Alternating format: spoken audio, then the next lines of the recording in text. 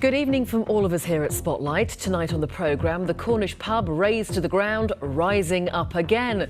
Thanks to donations from far and wide, holidaymakers and residents, the community of Corsand will transform this hole into homes and are encouraging others to do the same.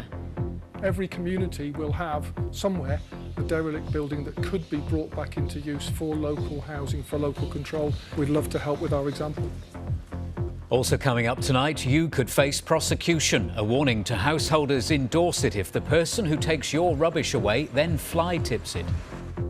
The children are happy, the parents are happy, and it's a real asset to the community. Well worth the wait for the Devon Primary School, demolished but now rebuilt. And offbeat as two of Cornwall's original PCSOs retire, we'll ask what the future holds for this style of community policing.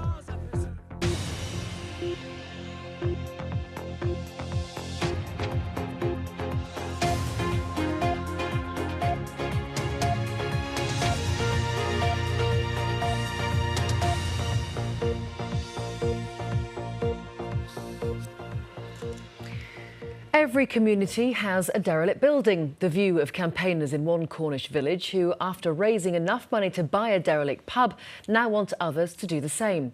The Ship Inn in Corsand was destroyed by fire in 2013, leaving an eyesore and ruin.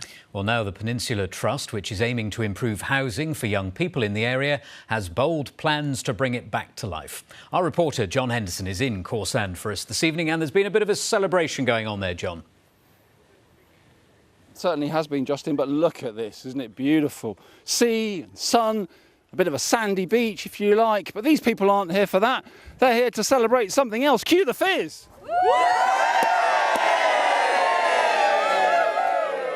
The reason they're celebrating? They've bought a pub.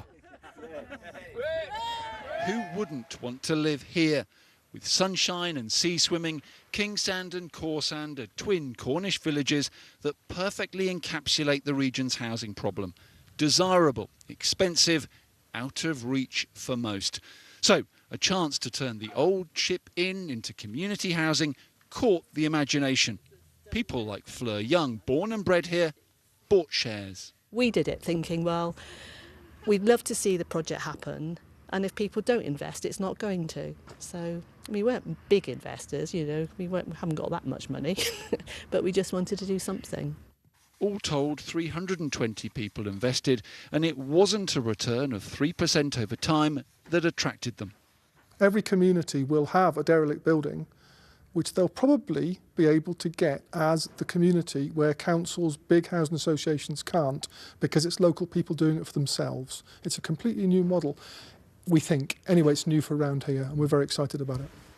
The fact that a community is going to turn a derelict pub gutted by fire a few years ago into 4 affordable flats hasn't gone unnoticed. After all, most places in Devon and Cornwall have an old Ship Inn somewhere. Well, I would certainly encourage more communities to look at what assets are in their towns and villages and see if there's any way that those could be brought back or into better use for homes provision. We'd like to work with any community up and down the breadth of the Duchy if they wish to take that course of action. So a housing blueprint that's creating a buzz in South East Cornwall.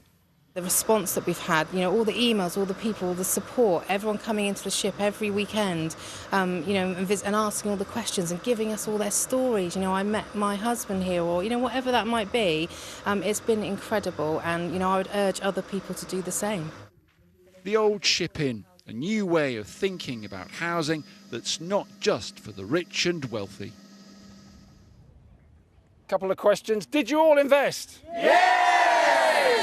How are you feeling? Happy! Marvellous, excellent. Let's have a little natter. We've been drinking that all day. Let's have a little natter with Simon. So this plan, when are we going to see these first properties being lived in? So the stage is now, we've got the money, we can do it. We go through the legals, we buy it mid-July. We open it as soon as we can as a community location. It's going to be 3 years to build the flats realistically. Okay, and how are you going to allocate them?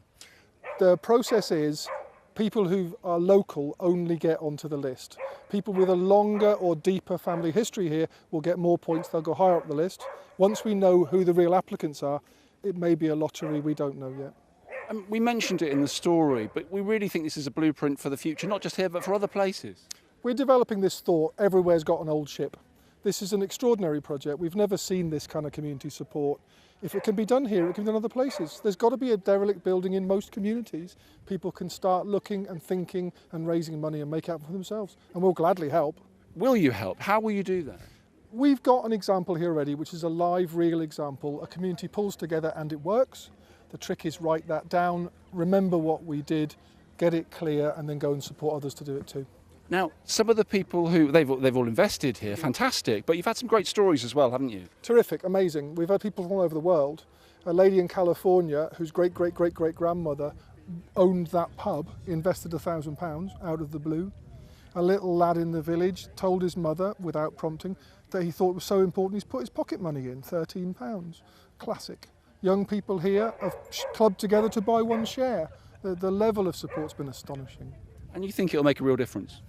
We think this is the start of something genuinely important that can really make a difference in this community. It's a little bit of taking control locally, making things better for the people who live here. OK, you've got a bottle there. What are you going to do with it? I'm going to open this and get another cheer. Ready? 1, 2, 3. John, I'd like to invite you to join us. OK. A bit early in the programme for this sort of thing, but there you go. It is, of course, alcohol-free. Thank you very much. And, Congratulations to everyone there. What a brilliant community effort. That's the way to start Spotlight, isn't it? With a champagne toast. And some of you have contacted us about derelict buildings in your area. Anita says the Three Cups pub in Lyme Regis has been derelict for 20 years. Nick has emailed to tell us about 2 empty pubs in Kingsbridge, the King's Arms and the Quay. He says they're crumbling away and they're a real eyesore for visitors and residents. And Marion told us about 2 houses in Paynton she thinks were bought by the council a few years ago and have remained empty ever since.